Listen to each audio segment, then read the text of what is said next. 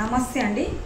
కొంతమంది తల్లుల దగ్గర పాలు లేనప్పుడు వాళ్ళు డాక్టర్ రాసినటువంటి పాల డబ్బా కొనలేని స్థితిలో ఉన్నప్పుడు గేదె పాలు వాడుతూ ఉంటారు. కానీ గేదె పాలు వాడకూడదు. కానీ కొంతమంది వాడుతుంటారు. మా ఇంట్లో మా వాళ్ళు కూడా వాడారు. అప్పుడు వాడినప్పుడు గ్లాస్ పాలకి గ్లాస్ నీళ్ళు కలిపి బాగా వాటిని మరిగించాలి. లేదంటే కొన్నిసార్లు దాంట్లో బ్యాక్టీరియా ఉండి చిన్నపిల్లలకి ప్రమాదం జరిగే అవకాశం ఉంటుంది. కొంతమంది పాలు పలసబడతాయని చిక్కటి పాలు కాగబెట్టి పిల్లలకి ఇస్తారు. అలాంటివి చేయకూడదు. ఎందుకంటే చిక్కటి పాలల్లో ఎక్కువగా ప్రోటీన్ అంటే మాంసకృతులు ఉండటం వల్ల బేబీ ఆరోగ్యం దెబ్బతింటుంది.